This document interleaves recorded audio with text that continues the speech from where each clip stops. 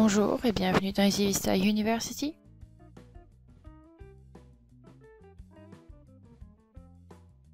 Aujourd'hui, nous allons parler d'Apps Builder et plus précisément des Export Properties. Les Export Properties, c'est ce qui va vous permettre de créer un lien, cliquez ici, qui va vous renvoyer directement vers la page de l'Apps qui permet de visualiser vos demandes d'incidents ou vos demandes de services. Nous pourrions aller sur le template standard par exemple, nous rendre plus précisément sur la page des incidents, afin de créer le mécanisme permettant d'accéder à cette page en indiquant un numéro de référence, donc un numéro d'incident par exemple. La page dans l'Apps s'appelle 3 mes incidents. Quand je suis sur cette page, je vais cliquer sur le Data Viewer qui me permet d'afficher la liste de mes incidents et je vais me rendre sur le Data Source en cliquant sur le crayon.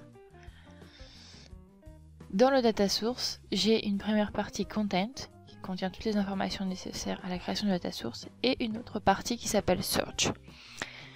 Dans cette section Search, je vais aller chercher la valeur avec laquelle je veux pouvoir créer mon lien. Et ici, notamment, ce sera le numéro d'incident. J'enregistre mon apps afin que cette valeur soit prise en compte. Puis je vais aller éditer les propriétés de l'app en cliquant sur le crayon carré qui me permet d'arriver sur les propriétés de l'application. Je vais ensuite cliquer sur Export Property et Add Property. Parmi la liste qui s'affiche, je vais chercher le data source mes incidents et plus précisément la ligne qui contient Search Value. Je coche cette ligne, je clique sur OK. Si elle ne s'affiche pas comme ici, faites OK, Closed pour ressortir, puis revenez dans les Properties, la ligne sera bien présente. Une fois que cette ligne est présente, je clique sur Generate URL et j'ai l'URL qui s'affiche avec à la fin et Search Value égale qui va me permettre de créer mon lien cliquez ici. Cependant, dans ce lien, vous n'avez pas la page qui apparaît. Si vous souhaitez accéder à une page en particulier de l'apps, il vous suffit d'aller récupérer dans l'adresse, comme ici, le numéro de la page que vous souhaitez. J'ai copié le lien généré tout à l'heure. Je copie ici la page et son numéro et je viens les insérer comme ceci. Si je lance ce lien dans un autre navigateur sur lequel je ne suis absolument pas connecté pour l'instant, en indiquant une valeur d'un numéro d'incident en particulier, donc un incident qui est bien présent dans ma liste, et bien si je le lance, j'ai d'abord une fenêtre de connexion qui me demande mon login et mon mot de passe. Je les insère afin de simuler une connexion. Et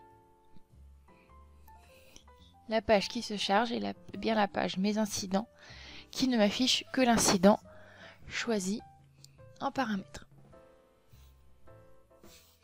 Attention, cependant à cause de cette méthode, vous allez bien pouvoir accéder aux détails de l'incident et quand vous allez faire un retour arrière, la valeur étant indiquée en dur dans l'URL, il faudra l'enlever manuellement ou choisir une autre méthode pour que vos utilisateurs puissent utiliser cette fonction.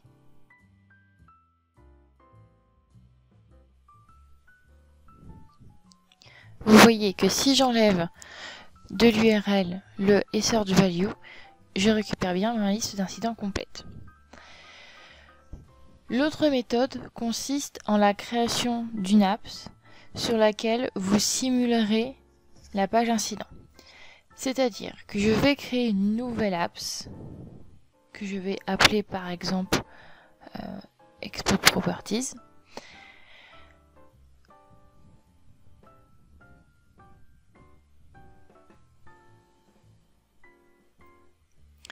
Je vais lui appliquer le même thème que mon application de portail et la faire pointer sur le contexte d'exécution qui va bien.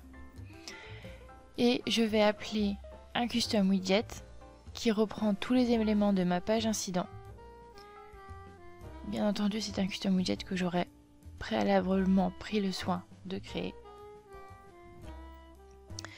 Et sur ce custom widget, je répéterai l'opération de la création de l'export property. Je créerai une deuxième page qui permettra d'afficher le détail de l'incident si besoin, ou alors seulement la liste. Et en fait, tous les liens qui sont autour, qui sont ici, les liens vers demande, tâches, le lien du logo ou la flèche de retour quand je suis sur voir plus, je les ferai pointer sur les pages de mon autre apps complète,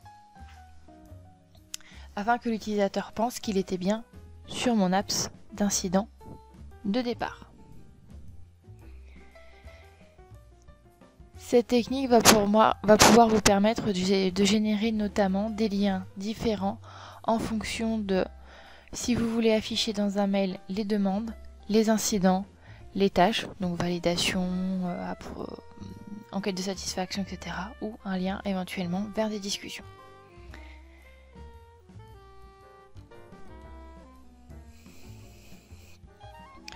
Vous pourrez retrouver ces informations en allant sur notre wiki, qui vient d'ailleurs de se refaire un petit lifting graphique, en tapant Expose Property dans la barre de recherche et en visitant les différents liens qui vous sont proposés, comme ici celui où l'on annonçait la mise en place de ce mécanisme.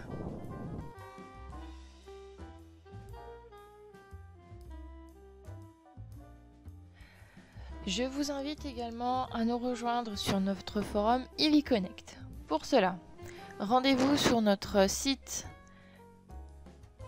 de société, www.easyvista.com, version française, via le lien Customer Success, ressources clients, forum utilisateur.